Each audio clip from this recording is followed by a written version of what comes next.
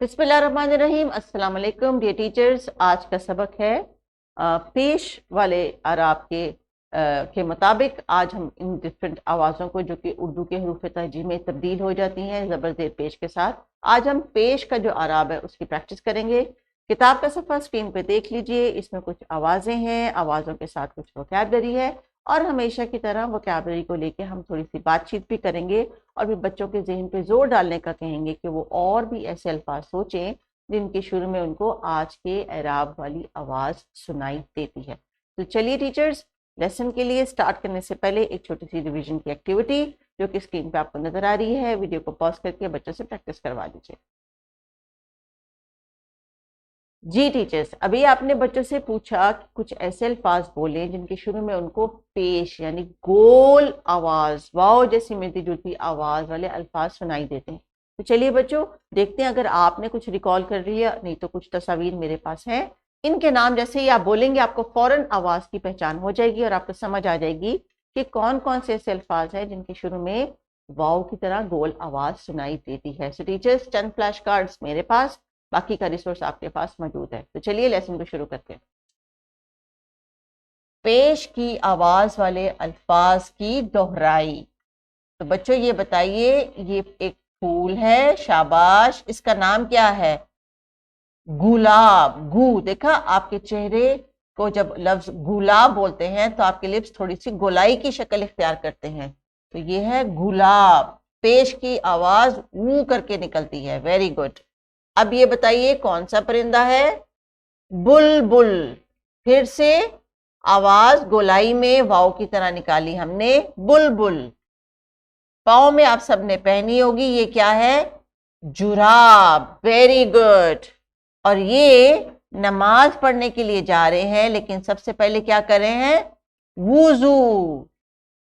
फिर गौर कीजिए, गुलाब, अपने लिप्स पे फोकस करें, बुलबुल, जुराब, वुजू। लीजिए टीचर्स, वीडियो को करना है आपने पॉज, और ये जितने भी अल्फाज स्क्रीन पे इनको नजर आ रहे हैं और इसके अलावा अगर आपने कोई मजीद ऐड करने हैं तो वो कीजिए। और जब ये बच्चे लफ्ज अदा करने जैसे कि गुलाब, तो ये ना जबर के साथ गलाब नहीं है, जेर के साथ गिलाब नहीं है, ये पेश के साथ गुलाब है। तो ये जो आवाजों का फर्क है ये बच्चों को जबर, जेर और पेश के लिए आपने क्लियर करना है। आवाजों का जो सबसे ईजी तरीका है वो ये है कि बच्चे अपने लिप्स के साथ उसको कनेक्ट करके फील करें कि अदायगी करते हुए चेहरे की और लिप्स की बनावट कैसी होती है। So please pause the video and revise. चलिए बच्चों, अब अभी आपने जितनी सारी प्रैक्टिस की है आवाजों को गोल गोल करके अदा करने की, यही प्रैक्टिस अब आपने स्क्रीन पे देखते हुए तमाम अस्वात की करनी है। इन तमाम अस्वात को अदा करते हुए आपका फेस राउंड होना चाहिए, तभी आपको याद रहेगी। और इसकी एक टिप बताऊं आपको, जैसे पेश होती है ना ऐसे गोल गोल सी, वैसे ही आपके लिप्स भी गोल गोल से होते हैं। तो जैसे ही आप इसको देखिए आपको पता चलेगा कि अब मैंने आवाज को गोल करके अदा करना है। ठीक है, चलें रीडिंग करते हैं।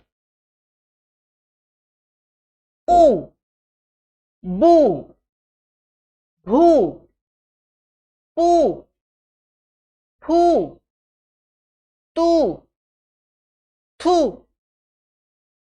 टू, ठू, सू, जू, झू, चू, छू, हू, हू, दू, धू, शाबाश, डू, ढू, जू, रू, रूह, रू, रूह, जू, सू, सू, शू, सू, जू, तू, जू, ऊ, वो। जी हाँ, वो बिल्कुल जैसे कि गुब्बारा में। शाबाश, जिसके ज़हन में लफ्ज आ गया, वेरी गुड। वो गुब्बारा। फू, फुवारा, वेरी गुड। कू, कू, खू, गू, गुह, लू, जैसे कि लूमड़ी, लू।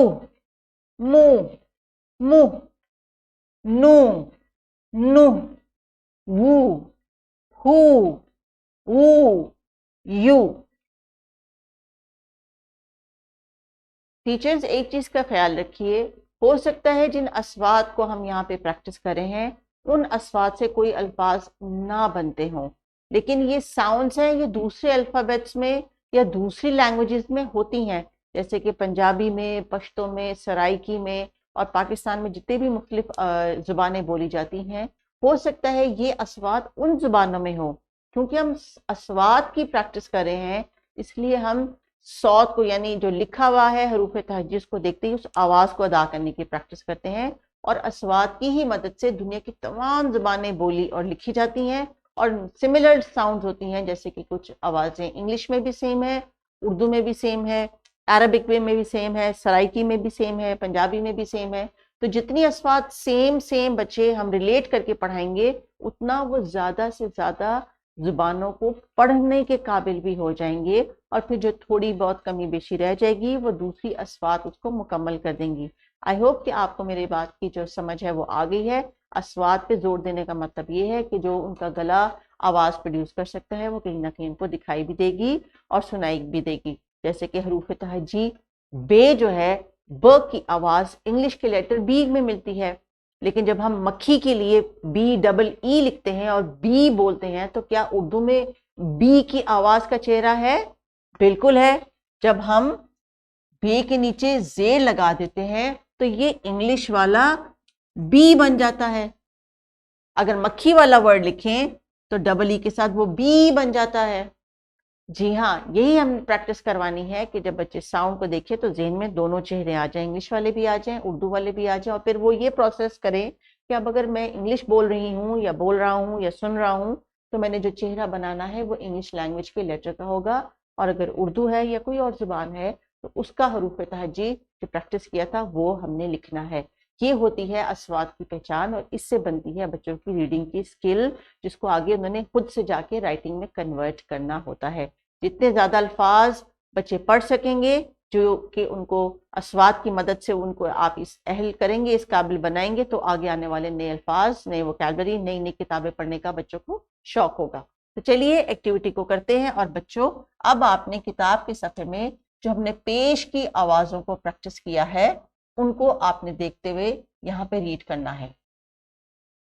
उड़, उन, उस, उग, चुप, चुन, रुत, रुक, झुक, बुझ, मुझ, तुझे, छुप, दुख, कुर्सी, मुर्गी।